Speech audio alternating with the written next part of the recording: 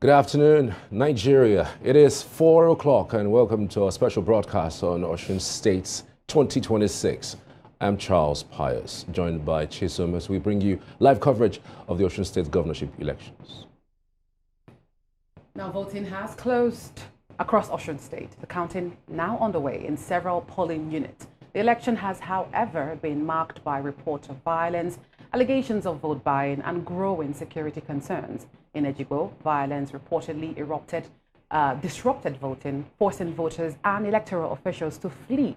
There are also reports of tension in Modakeke, where persons alleged to be policemen reportedly carted away voting materials, disrupting the process. Earlier today, the Osun State Police Commands reportedly confirmed the arrest of Accord lawmaker Abiola Ibrahim alongside 146 suspected mercenaries amid heightened security concerns.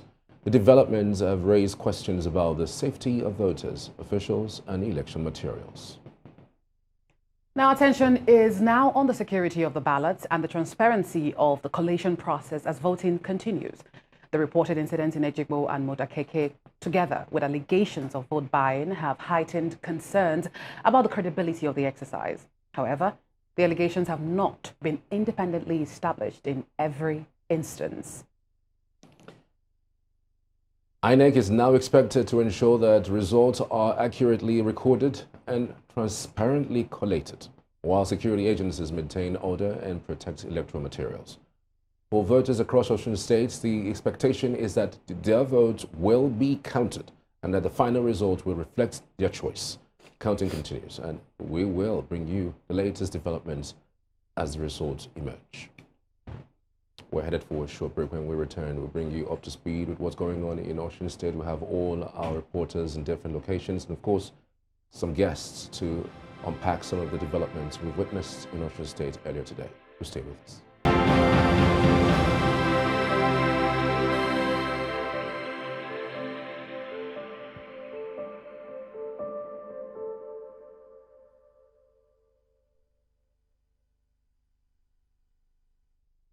Well, thank you for being there. We are continuing our special coverage of the elections in Osun State across 30 local government. I am Chisom Okafon. Of course, Charles is also here. And Charles, we have been following up from the start of the dawn. Our correspondents, reporters across different parts of Osun State, bringing us reports that I would say, in my opinion, Charles, that have been the same, like when we were just here for Ekiti State. Right. I mean, I was just looking at side by side the issues regarding the CSOs releasing statements. I mean, the build up to these particular elections, we had several civil society organizations stating things like, oh, you know what, this is going to be a violent elections. They even picked at the Osun Central, Osun East area and the criminality that they predicted that would actually affect this particular election. But so far, this is more than 8 hours since the election started, and we really haven't heard so much, except for little, skirmishes here and there, delays in beavers, machines, delays in arrival of materials in some places. Those are just those issues that I guess we can call it a bittersweet moment. I mean, sweet in the sense that the violence that was predicted did not happen. I mean, in the way it was predicted. But we still have this bitter in the sense that we still have the same issues that was faced during the Ekiti State elections. I mean, while voting has now wrapped up in several polling units, collation is on the way, like we've seen some of the videos.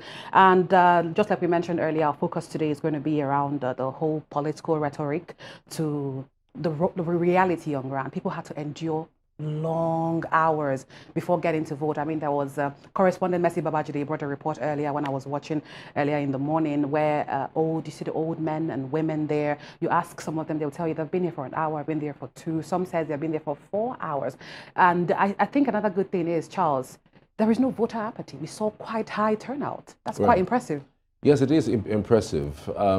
Given our history of elections in terms of the turnout, you will see at best 34%, you see 25, 22, 23. In fact, even the last Ekiti elections where it was hovering around between 23 and 27% of voter turnout. But this time around, it looks really huge in terms of the numbers that we're seeing across polling units and across local government. But we haven't really gotten all the numbers just yet. But we could say, but from what we're seeing, from the reports we're also getting, that the numbers are actually pretty high. I hope that, would cross you know, the 40% mark at least for this particular. Right, even though, yeah, indeed, the major areas like Osogbo, Ede, where the governor is from, and some other big areas did have high turnout. But unfortunately, some places, you know, there were quite low turnout as well. But the good thing I would say, maybe like generally, if I could make a general statement, even though the day is not over yet, is that Osun, the people of Osun did come out to exercise their franchise, which is a thing to actually commend. But we're going to be looking at dissecting, at least in the next few hours, dissecting the critical mechanics of these elections. We're going to be looking at the logistics, like we already mentioned earlier. When did the materials arrive? We are going to test the technology, like we already mentioned, the beavers. I mean, over 5,000 beavers machines were deployed for this, and of course they had the backups as well. And did it hold up against the whole facial fingerprint biometrics? We saw earlier when, again, Mercy Babajide mentioned there was a woman that has stood for over 30 minutes just trying to get her face to be recognized, and these things, you may say people who already came out, these things happen, but it might make people like, you know what, I'm done with this, I'm just going to go. Right, how important this particular Osun State election is the fact that it is the last off-cycle election before the 2027 general elections, because it is actually what we get from here on the final note that we would start really judging INEC in terms of what they are able to do in terms of deployment of materials, in terms of security, in terms of delays in beavers, workings for different persons, so these are the reasons why people are really concerned about this particular elections. After this election, we're talking about the presidential and the National Assembly elections, that is January 16th, and of course the gubernatorial elections, which will be sometime in February. So this is very important. Another point I actually wanted to make is the fact that police say they deployed over 15,000 of their personnel. I really don't know how many other security agencies deployed men. What I know that they deployed, I'm talking about the NSCDC with the Nigerian Army and all of those people. So we want to also really commend them so far, even though that the incumbent governor has stated that just after he voted, he says that the police should be neutral, and that some feelers that he's getting is the fact that, in some places that the police is allowing certain things to happen. But he's saying that the police should be neutral in this election, that the will of the people should be allowed to prevail. Well, there's a lot of allegations, definitely, that were made. The governor did say, the police were working closely with his opponent, with the APC, with Oyebamiji, saying that they're working with him to circumvent the election. But then again, on the other hand, the APC candidate said everything was going smoothly. The police is doing a fantastic job. On the other hand, the ADC candidate mentioned that there were accreditation issues for his party representatives. A lot of allegations were made. But as we continue to getting on all the collation of what is happening right now, let's give you some of the key statistics, just some things that you may have missed or some things that you need to know as we get into our analysis. The registered voters in Osun State, there are over 2.3 million registered voters. So that is already quite a big number.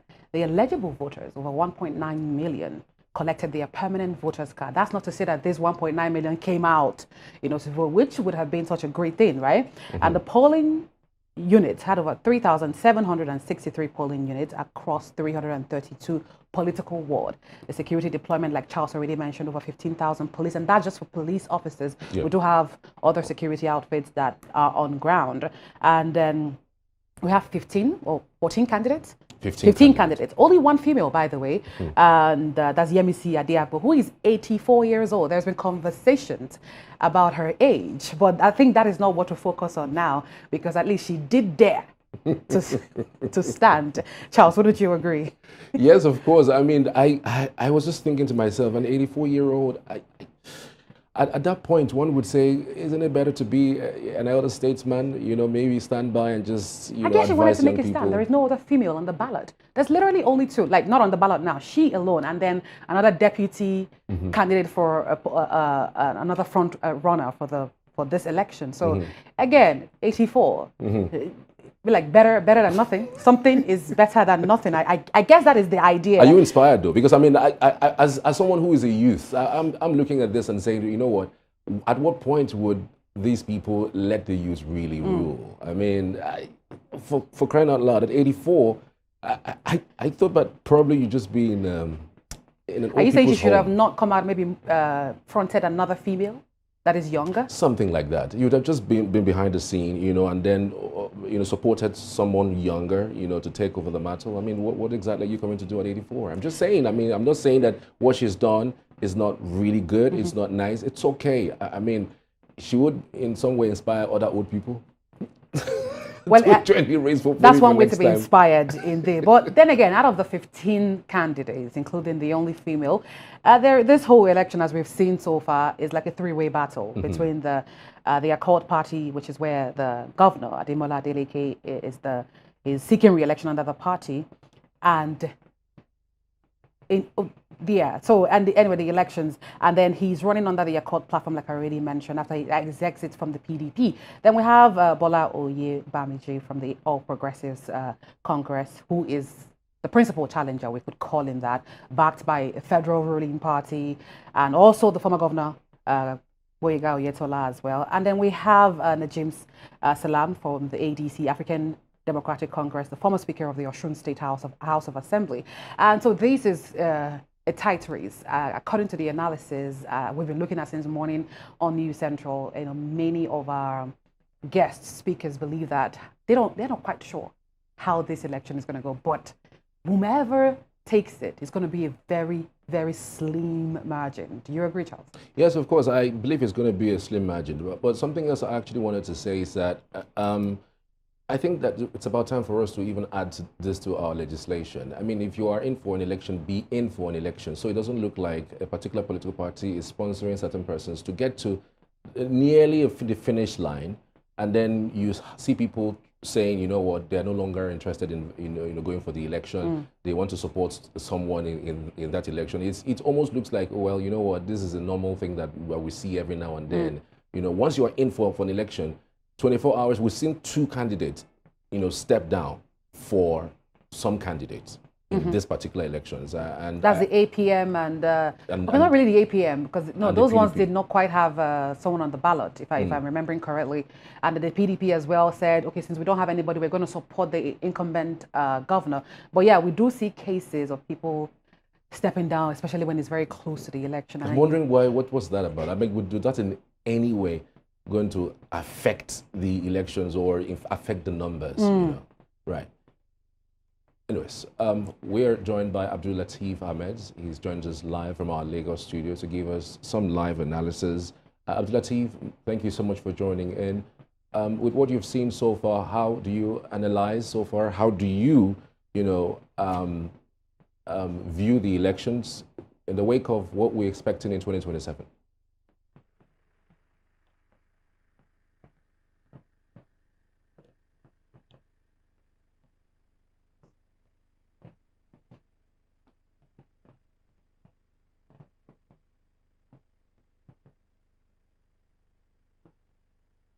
Yeah.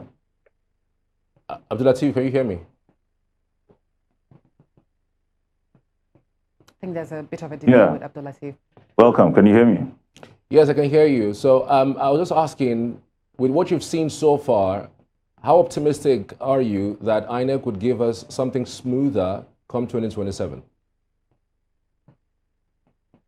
Because this off-cycle election is the last off-cycle election ahead of 2027 poll, we assume that INEC should be able to ensure that the process and the outcome is as fluid as possible. So far, we've had largely smooth elections. The violence that we had anticipated initially has not happened, but there are persons who have complained about their inability to vote because the the system couldn't recognize their faces. But largely, people who are expected to vote have voted. A few instances where I think there was snatching of electoral materials, which is understandable. Australian election is high octane. Most of the time, there's a lot of tension, fear, concerns. But by and large, we hope that this will, it will foreshadow how 2027 election will be. But I wish elections can hold without it being unduly militarized, having fewer security agencies around, and then people just conducting themselves in civil manner in ways that does not need us to deploy too many persons on the field.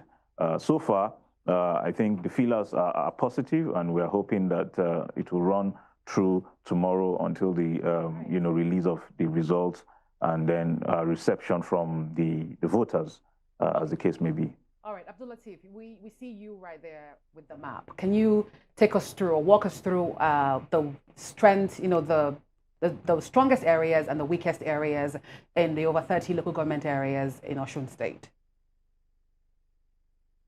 Osun State is it's a tough state, and I mean the reason why we do have an off-cycle election is already understandable.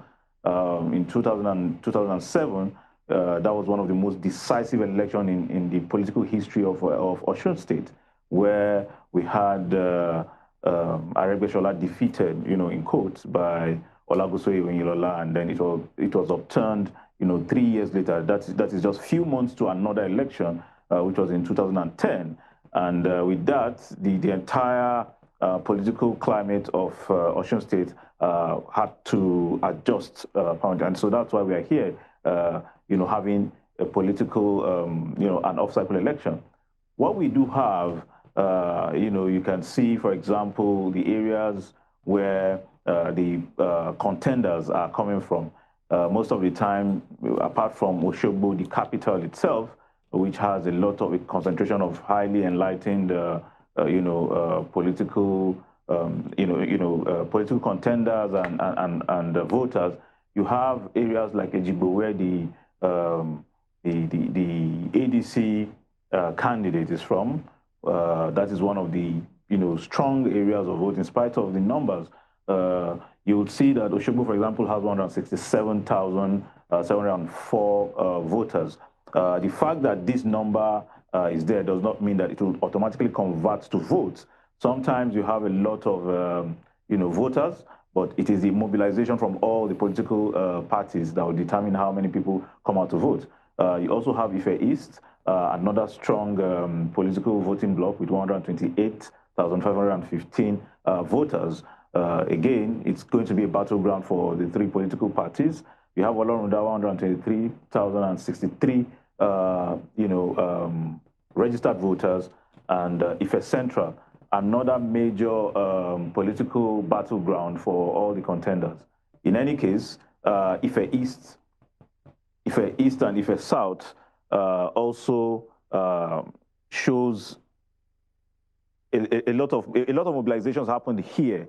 What we did see, for example, was a place like Ejigbo, which ordinarily we did not know that would have cases of tensed atmosphere and violence, did exhibit some of this violence. Next slide. Yeah. So let's see. This is what we have from the streets, from the responses, from the before you go on and continue, of, voters. We need to go to our correspondent. The strongest. All right. Abdulateef, we need to go to our correspondent, Mercy Babajide, who is currently at Ward 4, Unit 19, Ogolowa in Osun State. We're going to definitely come back to that analysis as we move from the map now to the candidates. But Mercy Babajide, if you can hear me, tell us what is going on right there at the Ward 4, Unit 19. Okay, we are in Osogbo, Osun State, like you rightly said, Ward 4, Unit 19, somewhere called Ogoluwa. If you can see behind me, you see lots of chaos. We were driving by when we heard, I'm going to say it in Yoruba, I'm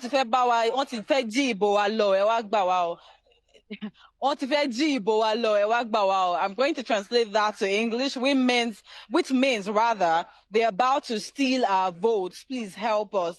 And we spoke to some persons who have alleged that, of course, they had finished voting and they were about to start counting the votes. And right after counting the votes, they alleged that instead of the INEC agent to impute a certain digit as a final vote counted, he imputes another digit. Say, for instance, it said APC had 158, and then the Accord Party had 212. But instead of putting 212, he put 012 instead of putting 212. So I would like to get other people's overview about what is going on now. Ekasoma. Okay, Ekasoma.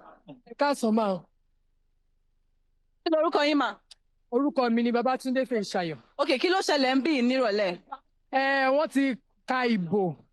So mo rò pé agent tó ń kọ yẹn ó ṣe mistake. Instead the 212, she wrote 012. So nǹkan tó ṣẹlẹ̀ nìyẹn. So báwo lẹ ṣe báwo ni ètò ìdìbò yẹn gangan ṣe lọ? It's all free and fair election. Kò sí wàhálà. Kò sí nǹkan iye kan tó fa ariwo ni mistake tí ó ṣe. So instead 212, she wrote 012. Anything aside that, no. But do you think that was done intentionally or not? I can't say it was intentional. It might be a mistake. Olema face crowd, it might be a mistake. But I think she has corrected it. I mean, she has corrected it. So, thank you. Thank you very much. All right, you've heard directly from one of the voters here who said she probably thinks it was not intentional. But then let's take a look at what it looks like inside there. Earlier on, we were here and we saw so much chaos. There was so much chaos here. Ejo, there was so much chaos earlier on here, but right now it looks peaceful. According to people, they said it was a mistake or it was not intentional. But of course, we cannot but ask one or two more persons questions. Okay, people are running away from the camera. But then, okay. Let's pan to Daddy. Daddy is willing to speak. Ekrole, sir. Kí lorúkọ yín, sir? Orúkọ tèmi ni Mudasru. Kí ló ṣẹlẹ̀ nírọ̀lẹ́? Níbí báyìí, a ti ń dúpẹ́ gbogbo nǹkan ti ń lọ déédéé. A kàn rí wípé ńgbà tí ó di pé wọ́n máa sáìn, ọmọbìnrin kọ́pà tó ẹ̀ẹ́dì àwọn kọ́pà wà ló bá ó gbé fígọ̀ accord lórí TPC, ó gbé TPC lórí accord. Wọ́n sójú accord tó wà ń bẹ̀ tí ó sign paper yẹn ló wá ní kí ló ń ṣe fígọ̀ tó wà lórí accord ó yàtọ̀ sí nǹkan tó ń kọ yìí ó ní kí ló wà ń bẹ̀ ṣé bí wọ́n lọ káǹtì paper tá a fi vote 212 ní accord ní APC ó ní 105 ó wá gbé 212 ó wá kọ 12 tó ti ń yẹ ní ìsìn ìyẹn ní aṣojú akọ́dù wa làwọn sókè yìí pé ìtọ́ wà nínú kátó ká nkọ́kọ́ lélẹ̀ lọ́wọ́ náà ṣe mistake làwọn èèyàn fi wá ń fàríyà wípé irú mistake wo you are the person tó káǹtì pépà tí wọ́n fi vote kò yẹ kó rí bẹ́ẹ̀ but àfa ń pẹ̀tù sí ọ lọ́kàn ẹ̀ǹtẹ̀ wá dìbò fún ó ti ní ẹ̀ mọ́jà ṣùgbọ́n kí wọ́n máa yàn yín jẹ so kò jẹ́ bó ṣe jẹ́. ṣé ẹ rò pé ó mọ̀ọ́mọ̀ ṣe ni àbí ó ṣe mistake nítòótọ́? tó wà bẹ́ẹ̀ iṣẹ́ ìdíṣẹ́ tó ń ṣe mí gan tí mò ń sọ̀rọ̀ yìí bó ti ní màá fún ní nǹkan torí bọ́bọ́ ṣe ń ro bẹ́ẹ̀ ní mu minerals èmi ọ̀gbá kò tí mi ṣe kankan bọ̀ ti rí tálí mi mo sì ń gbádùn ṣé bàbá rí mi báyìí sọ lè rí pé mo ti pé 60 ó kù gangan kí n gún 70 báyìí tí wọ́n ìtújú bẹ́ẹ̀ lọ àbí òye nìsín ibi tí mi lè sọ pé ọlọ́run gan ṣe mistake ṣùgbọ́n nǹkan tó ṣe yẹ tó bá jẹ́ eríko ni yóò mọ tójú ẹ̀ orí ṣùgbọ́n àgbọ̀dọ̀ jà Amisa.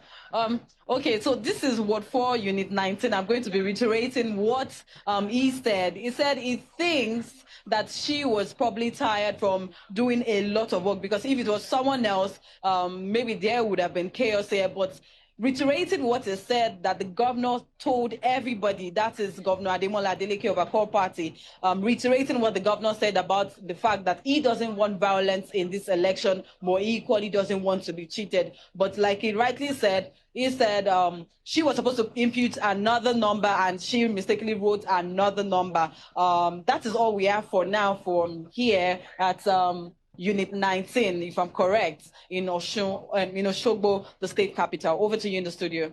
Merci, Babajide, right there. Very interesting reporting right there. But Charles, again, I must say that I was so glad that it ended up being a mistake, because I'm like trying to steal our votes when we saw police officials there. Absolutely. Absolutely. To hear that. I mean, it's also very interesting that right there, there's still some calm. That means it's adduced that maybe it's a mistake, and then, of course, we're sure that in due course that we're going to basically get the full detail. Thank you, Mercy, once again. We're headed over to another location in Osun State. Omolola is standing by. Specifically, she is at the fact-checking center in Osun. Let's get to hear what's going on there. Omolola.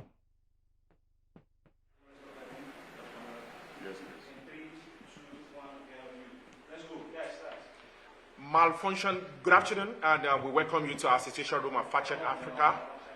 Malfunctioning beavers, non-display of Form EC30AI, and organized vote buying, threatening credibility of Osun governorship election. Analyse, the Election Observation Initiative for Brain Builders Development Initiative, and Truth Guard, organized by Fact Check Africa, is on ground today, observing Osun State governorship election in partnership with Oroki Up, Legis 360, and DNN Media. Our field deployment comprises 75 trained polling unit observers stationed across 30 local government areas and supported by 30 stationary LGA observers and 3 roving observers, together with a hybrid situation room receiving verifying reports in real time on polling unit operations, voters turnout, security arrangements, fact-checking, and compliance with electoral guidelines. Running alongside this observation, the partners are also operating the Truth Guard election integrity and misinformation situation room to monitor, verify, and respond to election-related misinformation, disinformation, AI-generated content, and coordinated online attacks.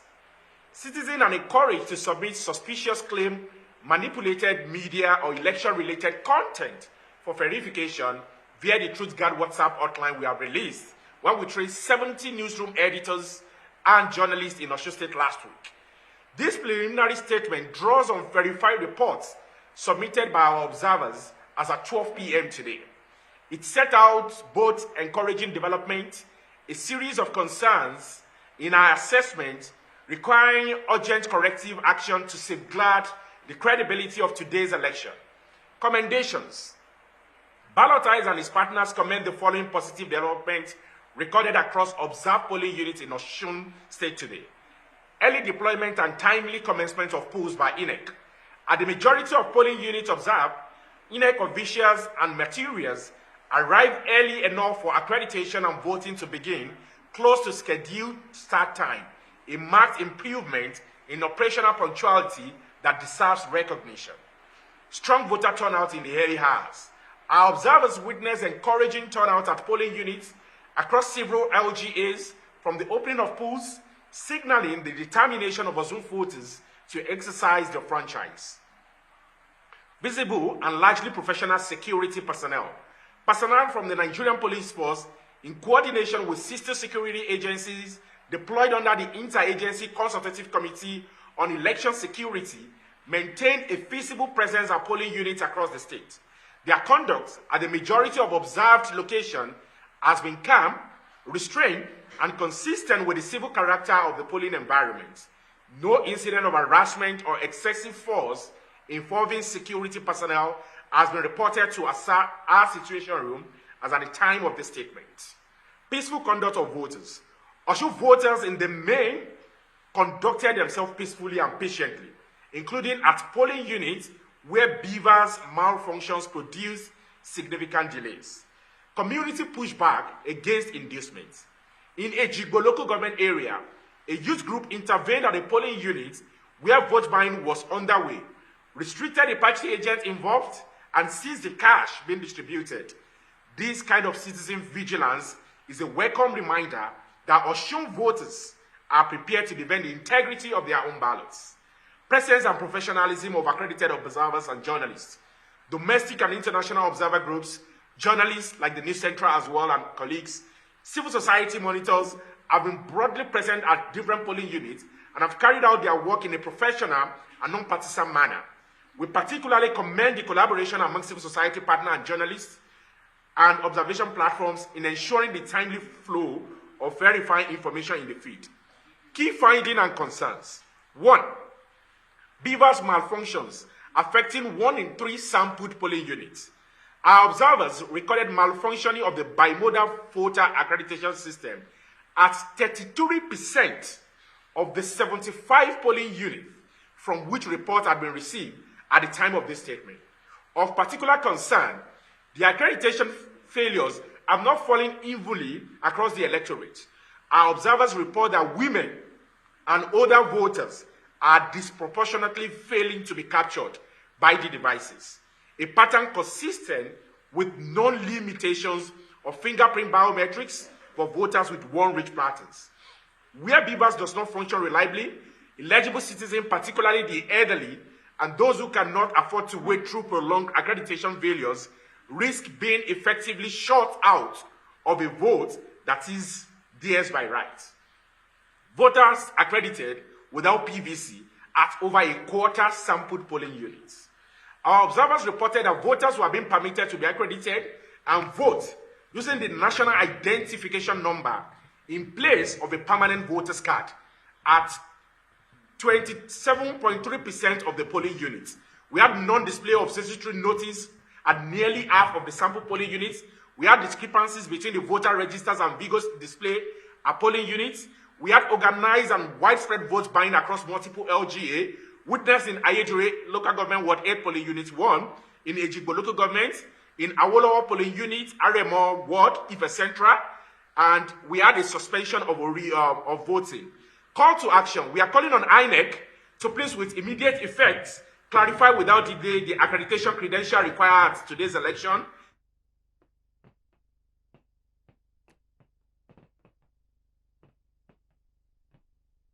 All right, from that fact-check situation room in Osun State, we are now going to the Nigeria Civil Situation Room in Osogbo as well, where they are currently also telling us their findings so far for this Osun State elections. We're crossing over now.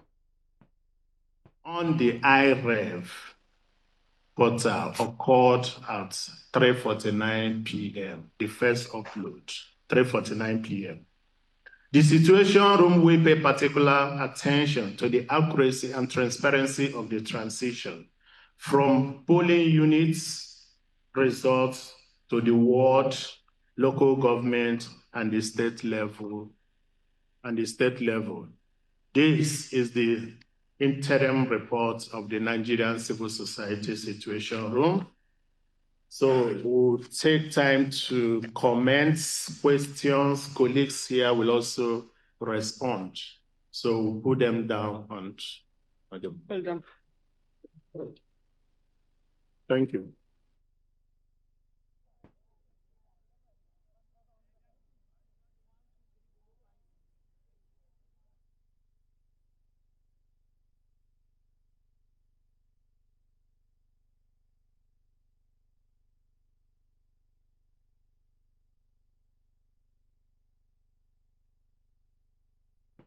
We seem to be having a little bit of an issue from that situation room, the Nigeria Civil Society Situation Room in Osogbo. But we're going to continue to follow up on that and definitely be bringing you updates from every other situation room. But we continue our coverage, live coverage of the Osun elections 2026. Myself and Charles are still here. Charles, earlier on, something from the fact-check situation room that really stood out for me. He said some of the residents of the state were offered cash and they seized the cash. You don't hear that every day? Absolutely. I mean, specifically in the Ejigbo local government area. And as a matter of fact, we also understand that even Davido had tweeted about this earlier in the day about this development. But we would keep an eye on that to bring you up to speed. Abdulateef is still on the other side of this broadcast in Lagos, giving us some updates regarding the candidate. I'm sure he's left the first slide. He's up to the second, speaking about the candidate so far. Abdulateef, give us an update on specifically the candidate and how they may be posturing at this time. Like I mentioned earlier, because of the desperation to win elections in Osun State, all the candidates are all out to, campaign, garner support, support from voters, align politically with those who can mobilize numbers for them. It is not surprising.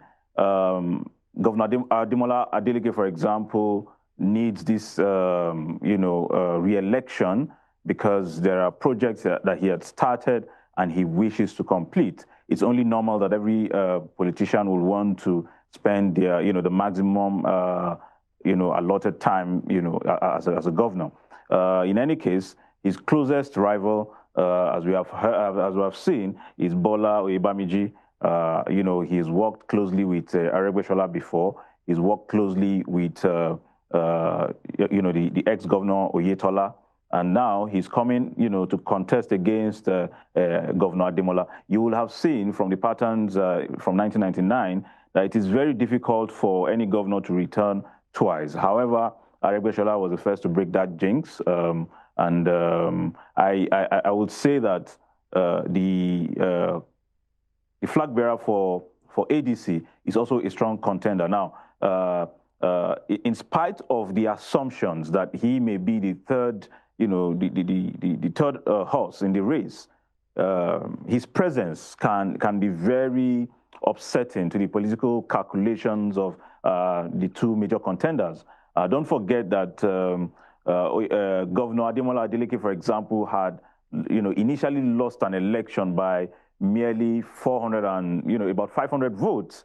When I heard someone mention that there was an error in imputing numbers, I thought that was a very costly error because 212 written as 100 and written as 012 is problematic, because if someone had lost an election, a rerun election, by less than 500 votes, it means that 200 votes that is understated could impact the overall result of the election. So there has to be eternal vigilance from all electoral observers. So it is important for every one of them to pay attention and not impute the wrong numbers. Olariwaju Farinloye of the Action Alliance has also run his campaign, even though many have complained that his campaign was not statewide. It's understandable considering the political capital and the political war chest that candidates need to deploy to be able to have the right spread across the state. But in any case, these are the major contenders. Next slide. So we say these are the battlegrounds. Osogbo with this 167 is the capital of Osun State. And you should expect that because it's the largest single local government, it has the potential of creating a decisive swing in the election. So all political gladiators will be looking to see how much votes they can secure from the capital, Osogbo. Ife East, it has a large electoral bloc, and is important to APC as well as Accord Party.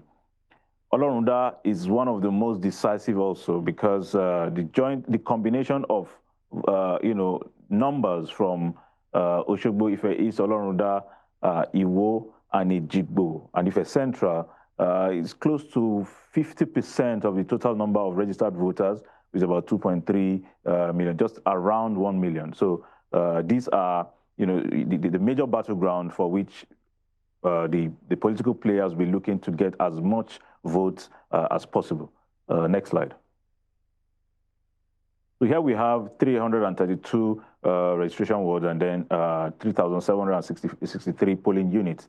I will have assumed that because we have this number of polling units and the deployment of electoral materials done early, by now we should have had most of the votes across across the 30 local governments should have been cast by now. But there are still signs that some parts of the state are yet to cast their vote because of the malfunction of the beavers. In any case, you have 2.3 million registered voters, and in 2022, we had 804,450 votes from 1.9 million voters. Now, what this represents 42%. And so if you look at this and the previous elections before now, we had 58% voter turnout about 12 years ago. We have 54%, followed by 54% voter turnout. Then we have 45% voter turnout. Then we had 42% voter turnout. And so the projection even for this particular election is between 40 and 42 voter turnout. What people have realized is a decline in the voter turnout. However, there is an increase in the total number of registered voters. So you will assume that because there's an increase in the number of registered voters, you should have a resultant increase in the number of people who vote. But it seems that a lot of voters in Osun State feel underwhelmed or are not impressed by the manifestos or the promises of politicians, and so fewer persons are coming out to vote. So it's important to see that to see this disparity. An increased number of registered voters should ordinarily translate to an increased number of voters. But if the climate, the political climate, or for electioneering is tensed, if people feel insecure, then people may not turn out to vote as much as possible. So here you have the total numbers from for these two. In 2022, Yiaga Africa, who is now a minister, did secure 375,000 votes, as against Ademola Adeleke, who had 403,000 votes. The difference is about 28,344. And this is significant because initially, when Adeleke contested against Yiaga Africa, he was leading, and then it was turned into a runoff election because Iyola Omishore, who was the third person in the race, held significant number of votes, over 100,000 votes. And so when the rerun was done, there was a collaboration between the APC and Iyola Omishore of the SDP at the time, and then votes swung in support of Yiaga Africa. However, the vote margin was just less than 500 votes, and that is significant because in electioneering, once you are able to lead and cover the number of local governments required by law, you'll be declared as a winner. So every vote counts in this election, and nobody should understate the results of elections. Nobody can understate the result of the election. But Abdulateef, from your analysis and how you I think the last thing you mentioned was the margin of vote, which was like 500. With what you're seeing right now, let's not even talk about what we're following. With these three contenders, like you mentioned, from the Accord Party, where we have the incumbent governor, to the APC candidate and the ADC candidate, do you think we might have a repeat of that, like a slim margin? I remember in 2022 2022 elections for this current governor, he also won by about 30,000 votes. Please correct me if I am wrong. But what do you think, looking at what is going on right now, do you think we're going to have a repeat of that again? It is necessary to say this because the dynamics of electioneering is very complex for Osun State. What I can see from here is that it will be a tough race between Accord and APC. This is important because during the Obasanjo era, I'd mentioned earlier, during the Obasanjo era, because Obasanjo needed a re-election, he ensured that Osun State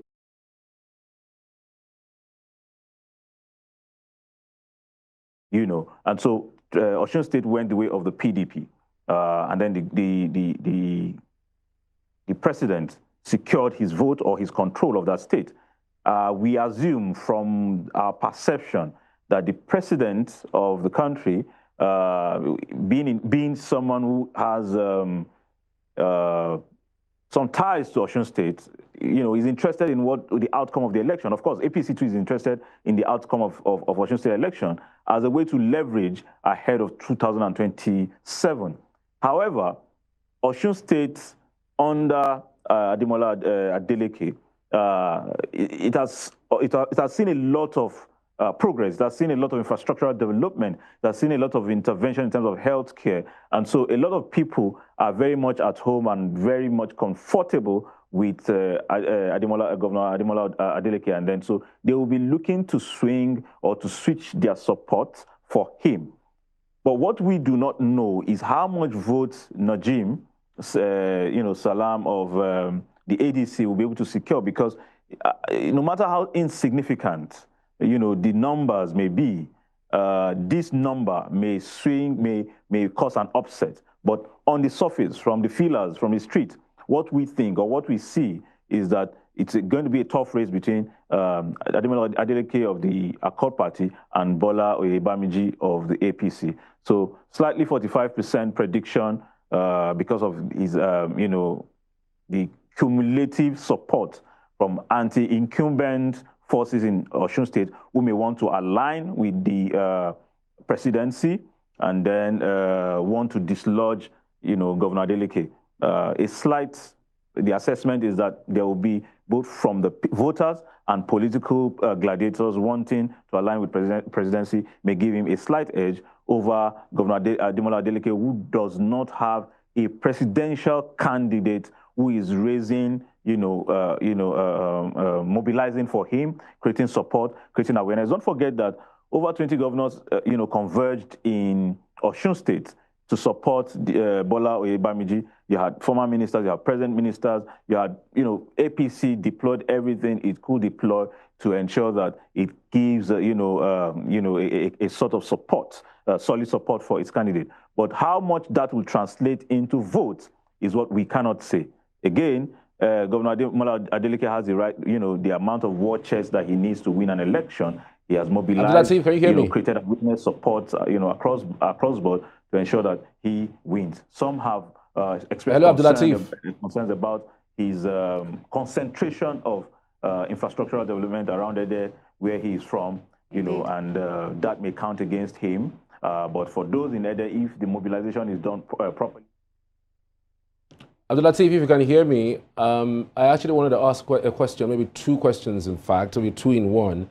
From your analysis, you said that the numbers have been dropping. The participation from the election proper has been dropping. It was 54%, then down to 42%, and down. I really don't know. Is there a reason why it's dropping? Then secondly, the civil society organization had said that the first upload on IREV was at 3:49 p.m.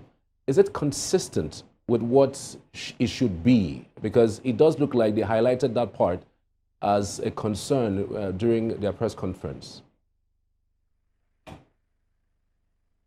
The internal mechanism, let me start with the last one. The internal mechanism within INEC, we do not know when they were instructed to upload, the results of the election. But I would assume that immediately when the election is completed at a polling unit, the results should be, uploaded.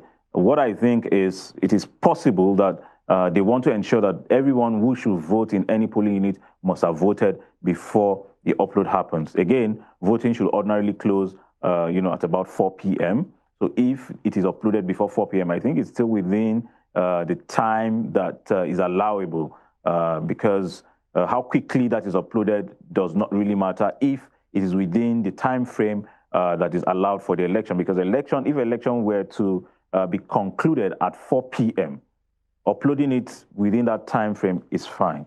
It is only when election results are uploaded too late, after the election has closed, that we'll begin to have concerns about the veracity or the authenticity of what has been uploaded.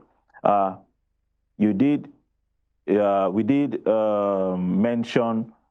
mention what is responsible for the decline in the number of people who are, participating in electioneering in Osun State. My perception is that a lot of Nigerians are not impressed by the statements, the mobilization, the even governance, as it were, of the political class. Because what we see in Nigeria is how a lot of politicians can wake up in Party A in the morning, and by night they're in bed with Party B.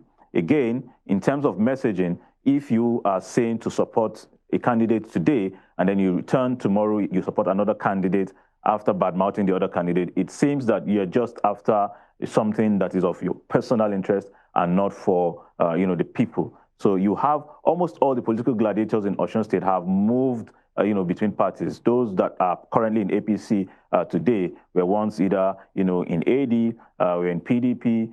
Those are in Accord today, were mostly in PDP before. Those are in ADC today, were mostly those in APC and PDP. So you have people just mixing, moving, around in circles. And so for the voters, they can't tell apart, how is red, different from black, for example, just because you change party logos, you change your songs, and then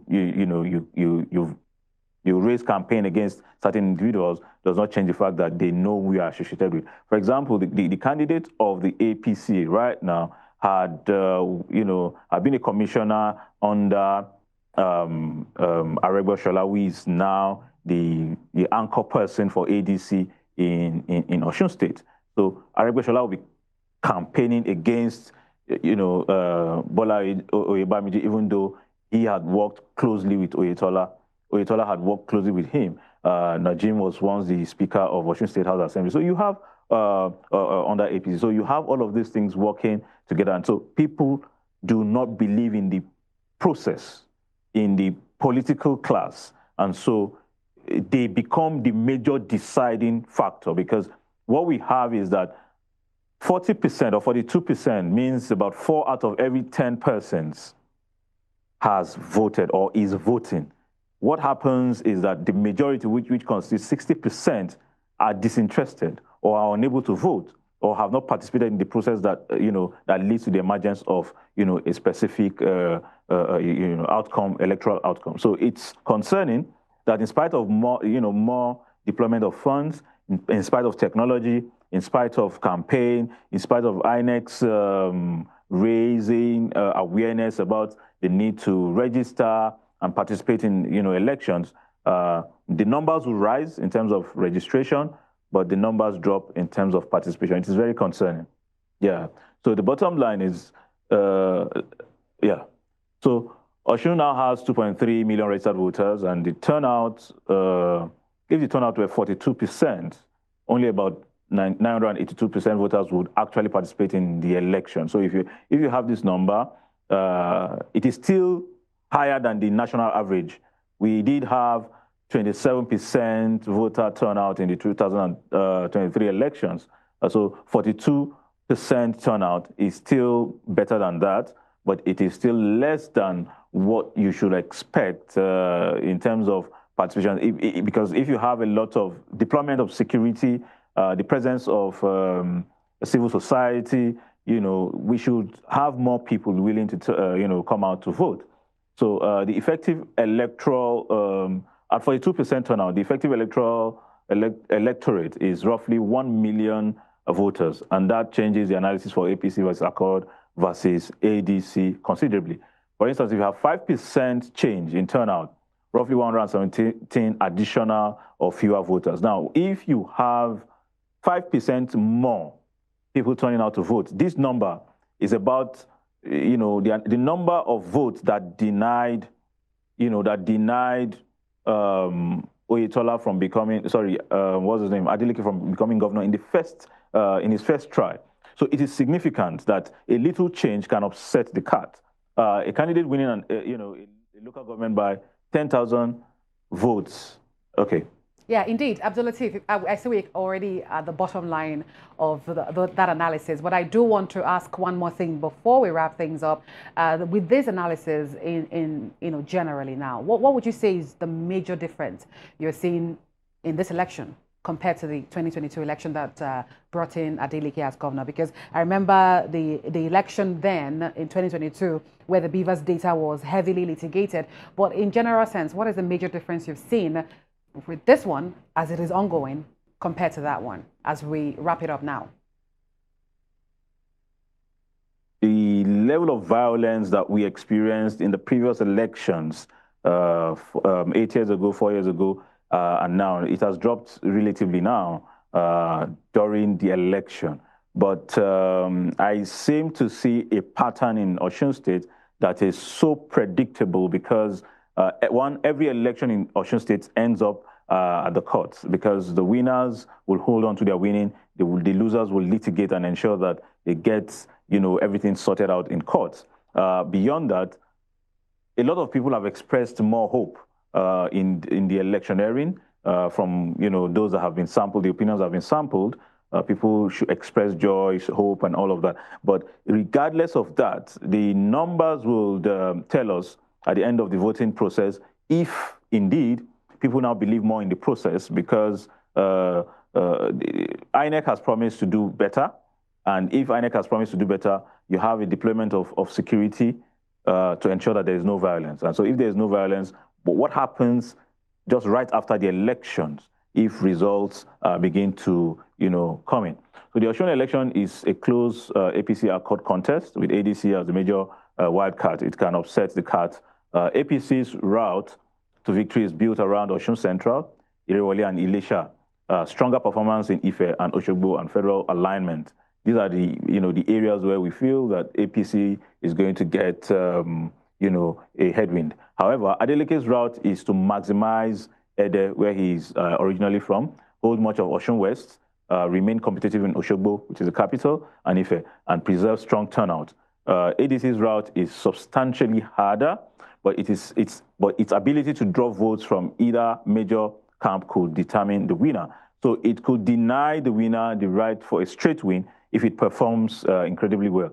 I put it to around, say, 90,000 to 100,000 at best if ADC secures votes across the state. These probabilities are informed by analytical estimates, not mainly by polling results, because we're yet to see polling results. It's from the results we see probably on the IREV and analyze it before we are able to tell properly. So the analysis is based on the 2026 INEC voter register figures and publicly reported candidate information alongside 2022 Osun governorship result and recent pre-election reporting. So in spite of all that we have seen, the increase in voter registration, the hope that is being expressed by voters, on the streets, the bottom line is we hope that the outcome will be smooth and acceptable. I want to see for the first time that there'll be no litigation. People will just have election done and they accept result as it should be. But that's a tall call. Yeah. Yeah. Next. Okay. End in litigation. But we do appreciate you, Abdulateef Ahmed, who is the head of research here at New Central, taking us through that data, taking us back even before 2022 and here 2026, having those comparison and most importantly, the projections. And we're going to take a moment now. And when we return, we're going to continue our special live coverage and bring in some guests to continue to analyze how the elections has been and what is currently happening right now. So stay with us.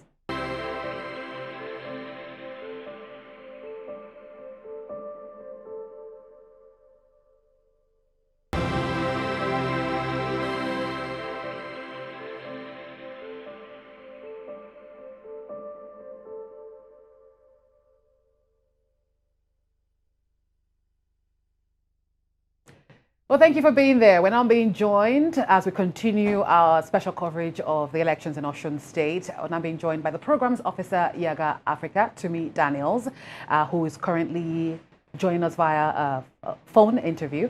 Tumi, if you can hear me, it's very good to have you. Hi, I can hear you. Good afternoon. All right. Tumi, let us begin with your general assessment of the election so far. I believe you've been following all of the updates, and of course, Yiaga Africa is quite a powerhouse when it comes to these analysis. Can you tell us your own general assessment so far for the Osun elections? So far, the election has been quite stable. Yes, we're getting reports from different polling units that Yiaga Africa deployed observers to. We have 300 stationary observers deployed for the Osun election, and we have 32 roving observers who will move from one polling unit to the other. So we have our reports coming in, and if you've been following on our platform, we had reported earlier that as at 8:30, we have 78% of INEC officials arrived at polling units, and as at 9:30, we had 97 polling units opened at 9:30. So far, it's been stable, and we still have more reports coming in from those observers. So yeah, that will be for now. To me, before these particular elections, we've heard several civil society organizations say things like there will be violence, given what has happened in weeks leading to this particular elections. With what you've seen so far, this is more than 9 hours since the elections kicked off. Yes. Is it the same thing? Is it something that is clearly aligning with the reports that we are getting from several civil society organizations about violence for these elections? So why I wouldn't want to speak on the violence part yet is because the organization has not released any reports on that. But yes, we are receiving reports from Observer on that, and very shortly, we're going to get something to push out on that. So I don't want to speak on that yet. We can be able to speak on the delays that were experienced in some polling units, and especially from the logistics angle, the delays for materials. Why do you think that the Independent National Electoral Commission, INEC, is still struggling with early deployment, despite the concentrated nature of this standalone state? Like I said, as at 9:30 a.m. this morning, we had 97% of polling units, and I think we need to commend INEC for that. However, yes, there are polling units that we are having reports of late opening, just quite few of them.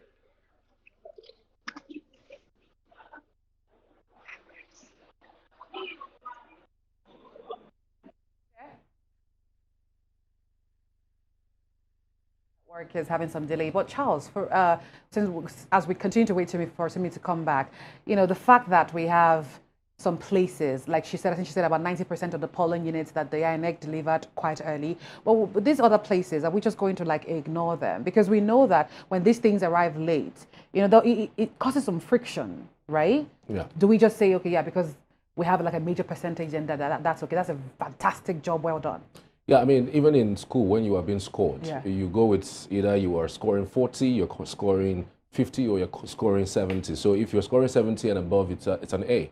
It's, then if it's 90, it's an A plus of some sort. It's distinction of some sort. So if we are seeing the deployment of materials and INEC personnel stationed in where they're supposed to be stationed in several locations, and they're saying it's over 90%, then I think it's more or less, an A plus, in fact. Regardless of the disenfranchisement of others. We're dealing with statistics, so we are talking about numbers. So if we're able to get up to 90%, unlike what it used to be, I mean, the complaints have always been in the previous elections that we don't have materials, beavers are actually delaying, this and this is happening, and all the fault is back to INEC. And INEC right now, with just one cycle election before the 2027 elections that are getting 97%, I think it's that's for material being delivered. That's 90 according to Yiaga Africa. But again, beavers still malfunctioned in many places. Let's take the governor's polling unit where he went to vote. They found it hard to capture him as well. He faced some issues until that was resolved. And even after he left, that particular polling unit in Ede still complained that they still face, correspondent reported, and they still faced issues, with the beavers as well. So now, I guess what I'm trying to understand, I'm very sure a lot of Nigerians want to understand is this how it's going to be come 2027? Because with over 5,000 beavers deployed to Osun State, over 1,000 to polling units, and they said they had backups, so if anything happens. So, but we're still having this, this issue. It's quite worrisome because that's the same thing we faced not just in Ekiti but previous elections, and we continue to say that these off-cycle elections are a litmus test for 2027, and this litmus test is not It's quite concerning. Yes, it is. I mean, your concerns are actually very valid. For every beavers that is sent to different locations for the polling units, there is a backup. And the only issue I'm having with that backup is the fact that the backups are actually farther from the location where these beavers have been deployed. I mean, you can't be in the capital and say, for instance, a beavers has malfunctioned in Ejibo, which is farther from the center, and then you want to now start driving from there. So I think that going forward, INEC should have these backups at the local government levels of some sort, so that, you know, when things go wrong, you know, it's easy to just take a bike and then rush down there, or maybe take a vehicle and rush down there to have a backup beavers. I mean, so far you could say that what we have seen so far from the INEC parts, you could say, well, the scoreboard is looking good on them. It's looking well. Let's see if Tumi Daniels is back. We've been speaking to Tumi Daniels, the programs officer at Yiaga Africa. She was updating us on their findings. Of course, we have like different civil society groups who has been monitoring the elections. Well, we're being told that she's not back for now. Well, Charles, one thing I know you have decided to give the INEC to agree with Tumi on the 90% score. But Charles, you know, even in broadcasting, after every show, we have what we call the post-mortem, right? Where we get to look at what we did right, what we did wrong, and what should not repeat itself. That is the essence of it. So we've seen these off-cycle elections, even before before this 2027 elections. This is another off-cycle elections, and in Ekiti State, many things went, wrong that we are hoping would have been corrected. Is it almost an impossibility? Are they not having a post-mortem looking at what we did right, what we did wrong, what should not repeat itself again? Vote buying was an issue during Ekiti elections. But it is not INEC's fault. Vote buying is not INEC's fault. INEC would not INEC is there to conduct an election.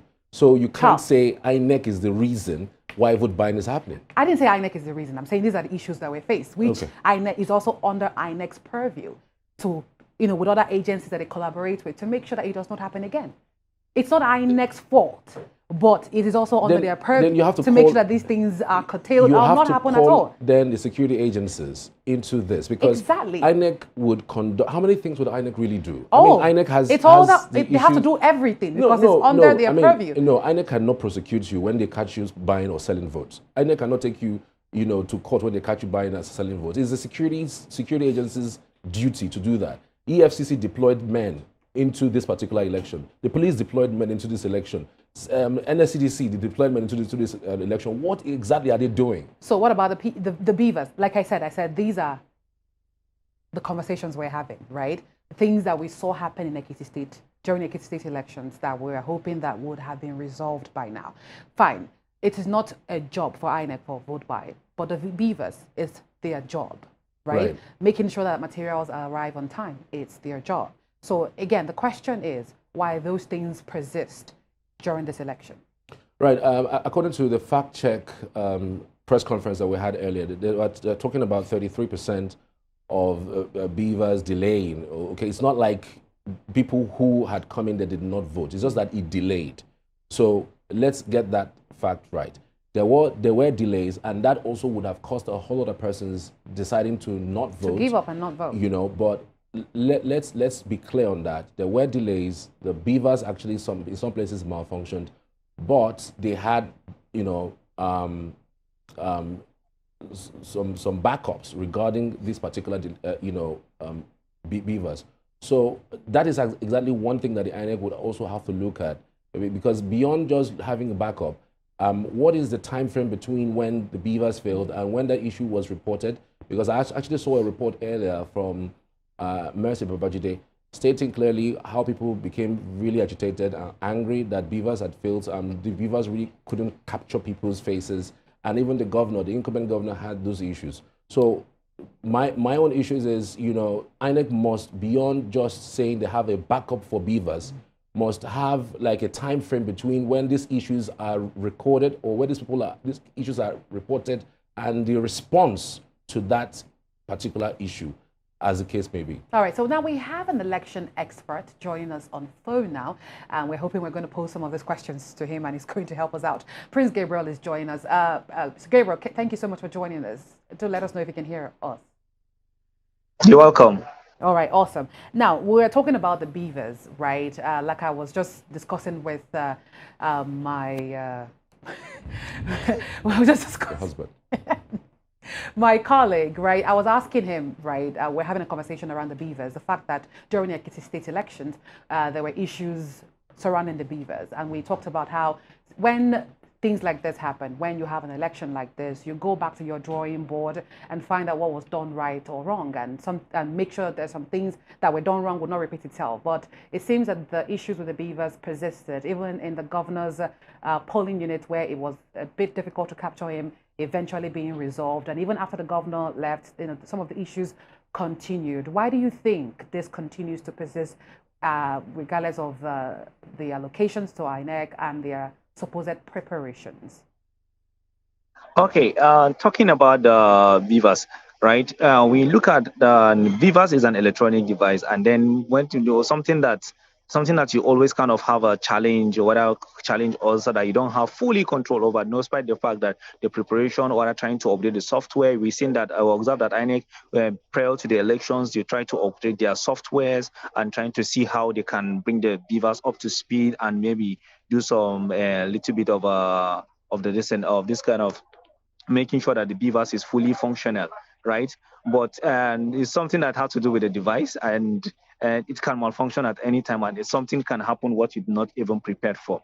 But the good thing is that we believe that INEC maybe have a RATEX. There are people that are in charge of kind of troubleshooting all these kind of beavers when they have this kind of issues. All we are kind of call upon INEC is to deploy, whether to recruit more people or to deploy more RATEX. Right, let's not have like a few number of them. Let's have at least one RATEX should have like kind of a 5 polling unit or 3 polling unit under him or her to control. I think that can also help with the troubleshooting in terms of the issues of the beavers, right? So so far so good. I believe that what we have seen from the field is that the election going out in a quite peaceful, kind of relatively peaceful manner.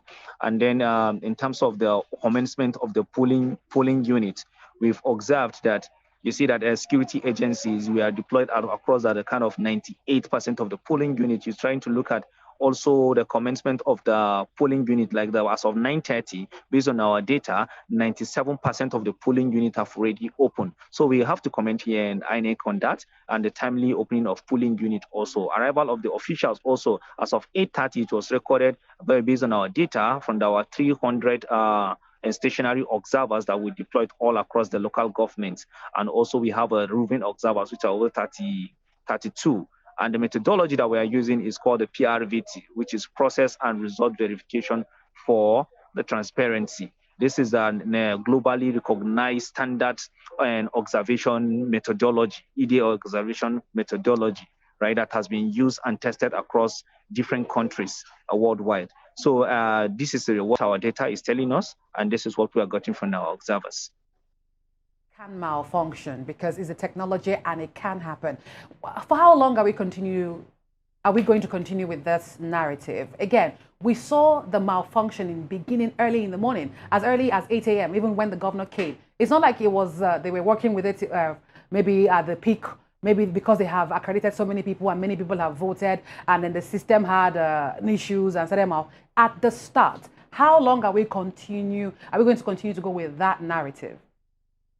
Okay, yeah, it's not what we want to, as a Nigerians, so we're proud of saying that we continue having a persistent issues regarding our electronic device when it comes to election. But I think the best way to put this is that early preparation towards the unforeseen, right, is always important when you are trying to manage an election, a kind of a sensitive an event that comes that happens in the country in the democratic cycle, right, is to always have a backup, right, have a technicians, and then kind of the people that will be able to troubleshoot. Apart from that, we talk about the quality of trainings that is being given to those ad hoc officials. If you remember that, if you see that in the morning, they had these challenges, but towards the afternoon when they get a good grasp, understanding of the beavers, right, you can see that you can see whether from what you observe that things were becoming more better, and then the way to manage the situations when it happened, it become more better. So another thing is that when you're training the observers, you should have an ample time in training the observers than doing a crash, maybe a crash course for, I say observers, sorry, for officials, right? Than doing a crash course for them, so that you can be able to walk them through, because it's just a one day that INEC used to train them on the beavers machine. And some of them have never even seen the beavers before, not less to know the operationality of the beavers. They are just seeing it for the first time, and you just maybe use it, especially the coppers. And you know that coppers, they are not like a state where kind of a regular coppers that you always use, like the set of people. Every year or every election cycle, you have new crops of coppers that comes into the scene in order to participate, whether to serve as ad hoc staff in the election. So adequate training, at least let's have like the 3 days training on the beavers, right? Simulation exercise whereby they can be able to test run and give them a scenario if this happen and all those kind of things. Play out every possible scenarios that you must have observed. That's why the use of data is very important, where you record whatever challenges that you record in the field, so that you can be able to inform your decision for better implementation of such strategies, what a way to mitigate those issues when they arise. I think if we can be able to do that, whether the electoral bodies can be able to do that, we'll be able to go a long way, right? I kind of come, number one is that I mentioned of ample training, whether the adequate training of the officials, and in the training they should be able to kind of conduct a simulation for them as well. Another thing again is to always have a backup, like have a technicians that are on standby. Don't have one technician that have like 20 polling units or over 10 polling units on his head. When one polling unit is calling him for this issue, another polling unit is called before you finish resolving and moving to the next one, you'll be overwhelmed, right? Have an adequate number of personnel on ground that can be able to regulate and be able to kind of manage those situations and to handle those issues at Hello, the Gabriel. polling unit when it happens on election day. Yes, sir. Okay, so I mean, we are actually witnessing a totally different style this time around. In Osun State right now, we're hearing specifically in Ejibo local government area that some youths have seized the money that is being used for vote buying. From your end, really, do you think that this should be one of the things that the Nigerian youth should be doing in an election like this, so that, we don't have people sway an election with vote buying? Yeah, we're prepared to the election. We have granted interview to different TV stations and also radio stations in terms of the issues where recurring to vote buying, right? We say that the citizens should stand against vote buying at all level, right? It's not something that we should allow. You should not just leave it as a responsibility of the security agencies, right? If you see any person that is trying to engage in vote buying, you kind of deter that person from doing it by asking the person to quietly leave that polling unit, so that the citizens can be able to conduct themselves peacefully and then to be able to have their choice made without any influence to it. So it's a recommendable thing, but in a peaceful way, so that it will not lead to violence, right? It's very, very important to note that, because if citizens take it to the other extreme end of it, it will relate to violence. So it's always to citizens conduct themselves in an orderly way, in a peaceful way, right? It's always encouraged that a community should come together and agree that we don't want this because it's not a good practice.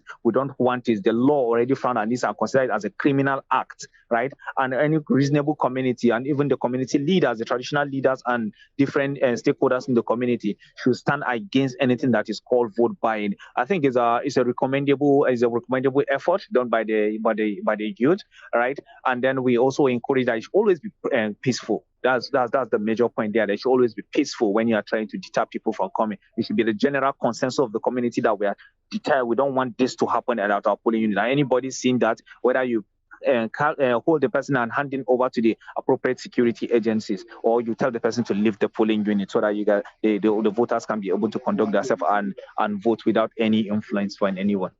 All right, Gabriel, going forward, I mean, this is the last off-cycle elections that we're having.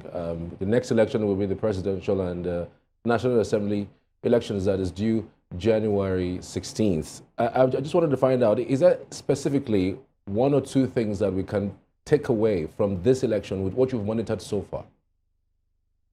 Yeah, looking at this election, there were two legs of election this year that's trying to prepare us towards the 2027 general election, and which is the Ekiti and now the Osun that we are in right now, right? So one of the key takeaways there is number one, in terms of the positive side of it, in terms of the logistical arrangement, but and how INEC were able to, or polling units were able to open on time. Right, that's quite recommendable by the INEC to be able to manage the logistics arrangement around that. Right, you can see in the Ekiti we had over 98% of polling units that open or that commence accreditation and voting around that and 9:30, 10.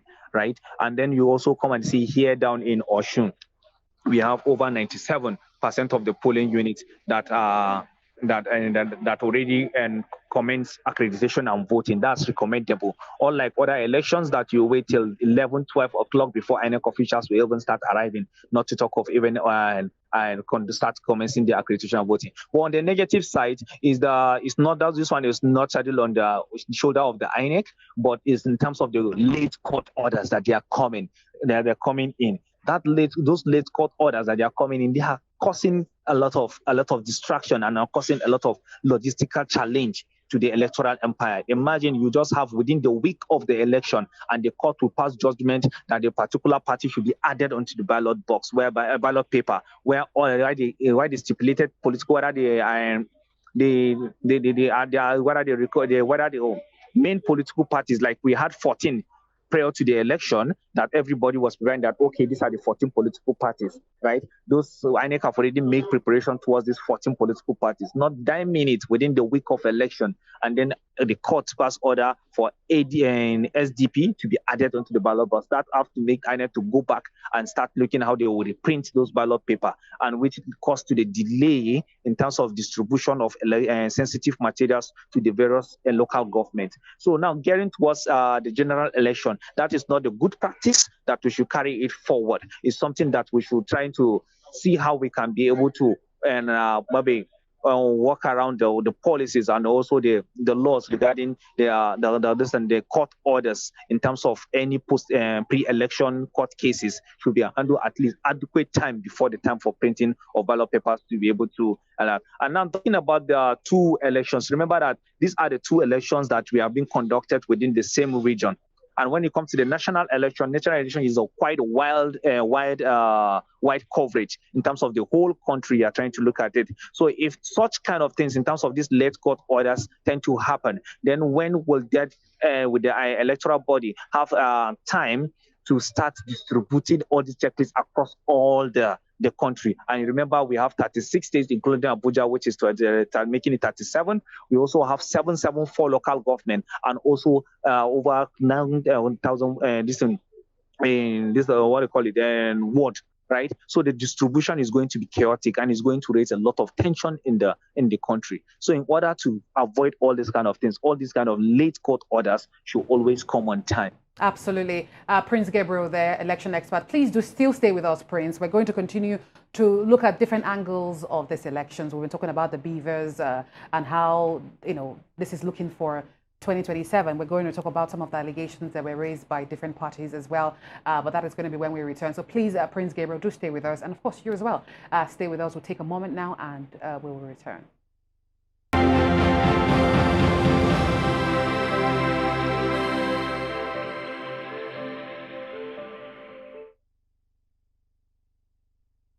Welcome back. We are continuing our coverage of the Osun State governorship elections that, of course, had ended in different local government areas. We had 30 of them, and we have several incidences. In fact, speaking of incidences, the report INEC, a particular website that is clearly all about incidences in Osun State, reporting 42 incidences. Whether they are critical to the effect of this particular elections is something that we're going to actually really look into. But so far on the IREV already uploaded, we have over 1,400 election results already uploaded on the IREV. So that is outside the 3,763. What is expected is over 3,763, but so far what has been uploaded is 1,485 results already submitted to the IREV. So you can basically check online and to follow up on these developments. And of course, on the IREF, the INEC website, just like you mentioned, these reports are coming in. On the iReport, which is iReportINEC.org, we have this about 42 incidents critical. They put it at number 3. 21 high incidents, and of course the median level is about 15, and the very low part of it is about 3. And the major places that were affected for this incident is Egbedore, Ife East and Ife South, and some of these incidents include beavers or accreditation failure, which is about 6 of them. Late or missing materials or officials, about 3. Voting process disruption is also about 3. Accessibility or voter exclusion, about 2. Ballot or election material interference, about 2 as well. Vote buying or inducement is put at 2. Vote intimidation or suppression is 2 as well. Campaigning at polling units, there's one incident of that. Result or collation dispute is about 1 as well. Security incident of misconduct about 1. And then this continues in different areas in Osun State. I believe we still have Prince Gabriel, who is an election expert with Yiaga Africa. We were speaking to him before we took that short break. Prince, if you can hear me, with some of these incidents I already mentioned, which of them can you speak on? Of course, aside from this incident from Beaver's accreditation failure, late or missing materials and the rest, there were also allegations by the incumbent governor, who mentioned that it seems that some security outfits, especially the police, are working with his opposition to sway the elections. With your own assessment, what can you tell us about some of these incident and as well the allegations?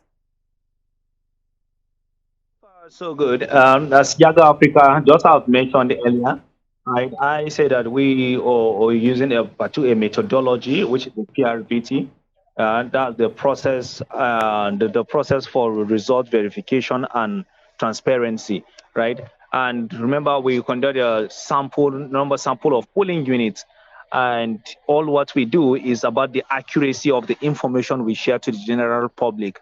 As of now, we are still verifying some of these incidents to see the validity of those incidents and also the accuracy of that incident, if they actually happen as being reported whether on the media or by our observers. We are still in the process of data cleaning for now. So for now, we cannot categorically make a statement in terms of the incidents that are being circulating on the social media and also on the news, and also the ones that Observer have already sent to us. There are layers of checks that we have to those incidents have to undergo in order to check their validity and also this thing. But notwithstanding, early morning we also talk about the issue of the functionality of the beavers, which was early morning. But for now, we are still expecting more data to tell us what and really happened, whether the beavers function throughout the day or it malfunctioned at some point but was fixed. So as for now, we are still undergoing the process of cleaning our data. Tell us about the allegations made by the incumbent governor Ademola Adeleke, concerning the police and how he believes that I think he mentioned specifically that some police were imported from outside of the state, not aside from the 15,000 that was already projected to come, and these other people that were imported to cause, to wreak havoc and sway the elections. These were allegations he made earlier in the morning. If you followed up with that, what can you tell us with your findings on ground?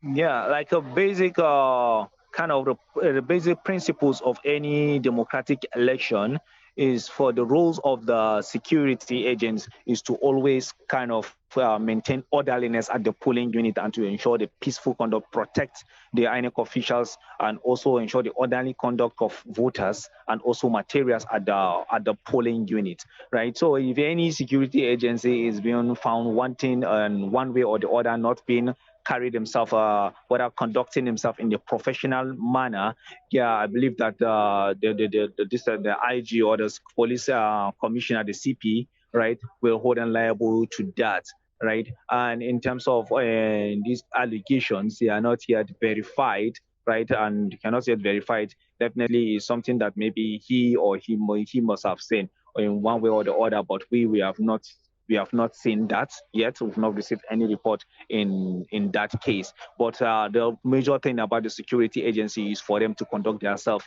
in a professional manner that is being expected. I mean, we have an updated list of the amount of results have been uploaded on IREV. It's 1,578. I mean, that actually changes every now and then because, I mean, the last minute I checked it, it was 1,400. So these election results are actually forthcoming. I just wanted to ask whether you think it is consistent with what is expected at this time. It's 5:43 in the evening, and one would wonder really at what point would the results finally be uploaded, and at what time exactly would we also be hearing about the results of these particular elections? Then secondly, what punishment is left for those who campaigned on the ground of elections? Because again, we know that as soon as it is 12 midnight on Thursday, all elections campaigns should have, ended. But we saw a candidate campaigning on the ground of elections. Do you think that is a ground for disqualification?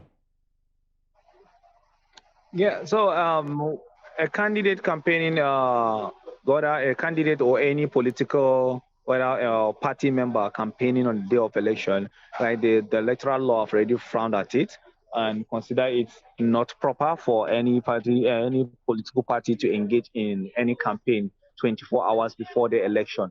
So in this regard, we try to look at how the Independent Electoral Commission can also come into being if they observe anything as such or they record any cases of such, right? And the adequate steps should also be taken. In anybody that violate the law, adequate steps should also be taken in order to bring the person to order or him or her to order. So in terms of that, I think it is the responsibility of the security agents and also the electoral body to do that, right? You made mention of, that was the first thing that you made mention. If you can just refresh me a little. Yeah, I was basically talking about the voting numbers, really. At what point should we expect the results to start coming in? Because so far, we're seeing 1,578 results already uploaded on IREF.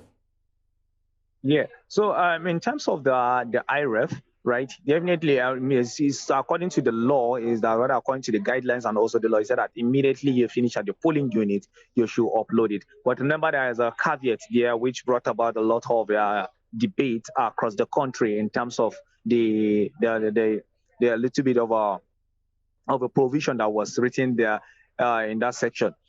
We talks about it, that when there is no network, right, you can move without we are not maybe indebted to send that particular result directly from the polling unit. You can move and find where there's network, and then you will send. So I believe that there are some communities, even us, we have to also observers, like close to 20 observers, right, that we are at the polling unit where there's no network, and we are still expecting their report to come after the entire process, right? And our report normally comes within a time frame. We have a report that normally comes early in the morning, around kind of 7:30. We have a report that comes follow up immediately. The INEC officials commence the accreditation and voting, which we are expecting it around 8:30, and we also have a report that is coming for 10:30 and so on and so forth, 12:30 and 2:30 and so on and so forth, right? So, and that also affects us in terms of those locations where they have network issues. So the slow development of the results may have a different factors that may affect it. Number one, we can talk about the network. We may talk about the network may affect it. Number two, we may talk about maybe they are trying to validate some of those results before they upload the INEC. They are trying to validate the results to ensure that the result is accurate before they then snap and upload it. Remember that INEC also introduced a particular result on their manual, which is called the E from EC8A, which is like a direct copy that has the political parties and the number of registered voters and all those information that is on the form, on the normal hard copy from EC8A, whereby immediately after they finish uploading the snapshots of the from ECA form, that particular form, electronic form EC8A will then pop up for the presiding officer. Then you manually fill in, you electronically fill in the vote score by each party and all the information that is on the hard copy to the electronic form ECA, which is to send, and then after immediately finish, then you transmit it. They will transmit it. Once they transmit it, if it did not tally with the snapshot, that's the one snapshot and uploaded, right, it will reject it, right? They have to look at it and see where is the discrepancies before they will be able to adjust it and then send it back. So that also is another step for validity. That one is not for the public, it's for administrative use of the INEC, and also another step for them to be able to check the quality assurance to be sure that there is any result that is uploaded is accurate, and it's also is accurate with the both results. They are accurate, right? So that's a form of their quality assurance for administrative use. So those are maybe the challenges that is affecting those maybe the slow nature of the upload of the results. All right. Prince Gabriel, election expert, many thanks for your analysis. We truly appreciate. We'll keep an eye with a view to bringing up to speed some of those developments that you have put out. Of course, the results so far, because again, everybody is basically anticipating what would be. Thank you once again. Indeed, yeah, it's been 2 hours. It's very, very. It's crazy how time does fly. But yeah, we have looked at different angles, the beavers, delays of material, allegations from different political parties. But as we're wrapping up right now, Charles, I don't know about you, but I think that for me, the overriding theme for today remains the resilience of the voters, the citizens who stood in long lines, defying different challenges that they face, minor security challenge, the delays as well. The old and young stood in line, and it tells you that it sort of makes me wonder how truly prepared INEC is, because if you have a local government where you have thousands of accredited, or rather thousands of registered voters, and then you should prepare that list. If it's 10,000 accredited voters here or 10,000 registered voters here, maybe at least 10% is going to come out to vote, no matter how the voter apathy is. So you're supposed to like prepare adequately for it, because when you have 1 beavers or 2 beavers for 1,000 people, you realize that it's going to make people wait too long, which is also going to bring disenfranchisement for some people. So again, resilience of the voters, in my opinion, has been an overriding theme for me. Absolutely. And speaking of resilience, in Ejigbo local government area specifically, I don't know about others, but of course the reports are still forthcoming. The issues regarding the voters basically stopping, this vote buying thing, stopping them and not allowing people collect money or trade their votes, for pretense. Because again, we're talking about 4 years. I don't know if that can be replicated around the country, because we have a major election coming up, next year. But how much of that can really be replicated? I mean, Indeed. I think the youth should also go for some sort of training regarding how to find people who buy and sell votes. And that the politicians would always find a way around it. We also heard that some persons even started buying votes a week or even 2 before, this particular day. So, I mean, I don't know how INEC or security agencies will be able to mitigate against this vote buying. Indeed. I feel like everyone should take a stand, because that is the only reason you had people that put a stop to it in that local government that we already mentioned. So it's taking a stand that is important. And it goes back to what I mentioned earlier, Charles, even though we didn't quite agree on that, where I said INEC needs to do more to curtail that by working in collaboration with other agencies. Yeah, it might not be their full job to end vote buying, but they have a role to play. Wouldn't you agree? Now we're going to some key electoral battleground, which is currently shown on our screen. We're going to look at some of those battleground. We have Osogbo with over 167,000 registered voters. These are the major place where all eyes are on what is going to be the outcome in this location in Osogbo, which is the capital of the state. So it's no surprising that we have that amount of registered voters there. Ife East has over 128,000, as you can see. It is important to both the incumbent and, of course, what the major challenger, which is the APC, and we're going to see the outcome of that as well. Just like we already mentioned, the results are beginning to trickle in little by little. In Olorunda, we have over 123 registered voters. It is a major urban voting block alongside Osogbo. So this Olorunda and Osogbo are areas to focus on. If a Central has over 122,000, which is also a major battleground, Iwo has over 106,000.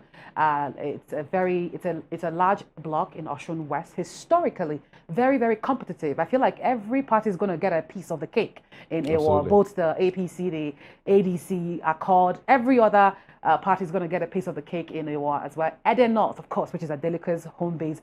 I don't think there is any competition there, in my opinion, unless the people decide, like, okay, we're not aligning with what the governor has been doing, and then it's going to be quite hard.